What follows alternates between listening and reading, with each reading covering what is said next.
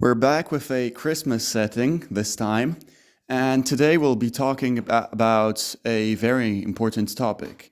It's how to stay disciplined once and forever. So let's get straight into it. My first point is set a specific and clear goal. In my opinion, it's impossible to stay disciplined if you don't have clear in your mind what your goal is. First thing, you gotta think of a goal that is measurable and quantifiable. So a goal that sounds too specific could be, I want to get bigger. Now you cannot measure scientifically that parameter. It could be, I want to reach 80 kilos. It could be, I want to learn how to do a muscle up. I want to bench 100 kilos. I want to get my university average up by 3 GPA points.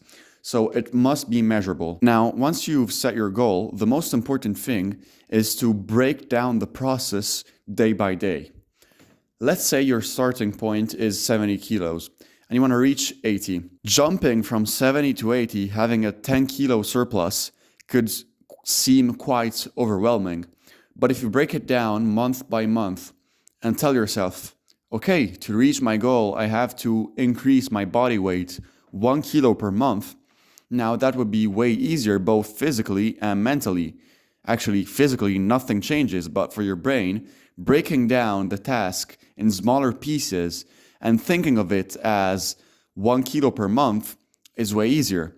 The same applies with your studies, with your work. You have, let's say, 300 pages to study, and you have 3 weeks. Now, it could seem quite overwhelming. You don't know how to manage it.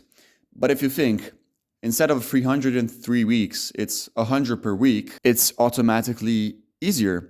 And psychologically, this will help you a lot. It will make you feel and be more organized. And you will have a clear calendar, a clear schedule to follow in order to reach your goal. Now, the second point is remembering that doing things in a way that's not exactly in your schedule, so maybe a bit worse than what you thought, is better than not doing them, especially if related to training. Having a bad training session is always better than not training at all. Skipping a run is worse than having a bad run. So my second point is show up no matter what, because consistency is the key. If every time you don't want to train, if every time you don't want to study, if every time you don't want to follow your diet, you give up and let your weak side win, now there's a problem because you'll never reach your goal. If you cannot be consistent, if you don't manage to follow your schedule, you'll demonstrate to yourself you're not able to keep your promises. And if you're not able to keep your promises, well, then it means you cannot reach your goal. Now, maybe you're wondering, but this is exactly the reason for which I clicked this video, because I want to learn how to stay consistent. And the truth is, there is no cheat code. The most difficult part, though, is starting. Once you start, everything gets easier. And this is the third point. It's build motion. Every athlete knows that the most difficult part is wearing their training shoes. Now, this is a metaphor, but of course, let's say you have to run and you really are not motivated to do it. Maybe outside it's cold, it's raining, you're feeling lazy. Putting on your running shoes will be the most difficult part.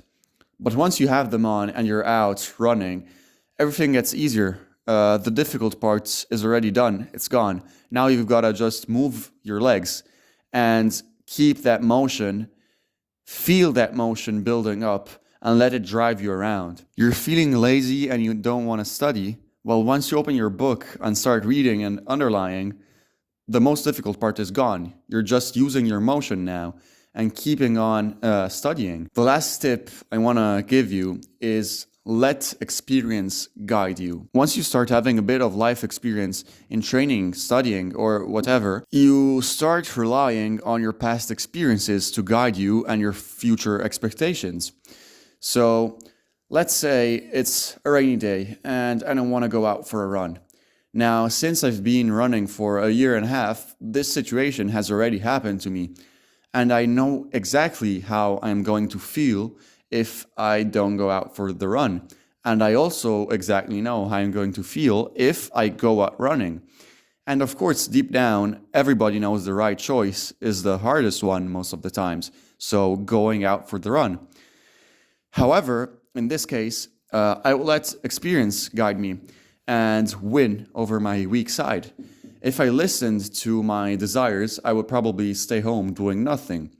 But if I let experience guide me, knowing I would feel bad, well, then I'm gonna put on my running shoes, which, as I said, is the most difficult part, go out, start running, let motion do the rest of the job for me. If you let your past experiences guide you, you'll end up building consistency, which means you're getting more disciplined and you'll stay that forever. So the next time you're feeling lazy and unmotivated to do anything, remember these 4 tips.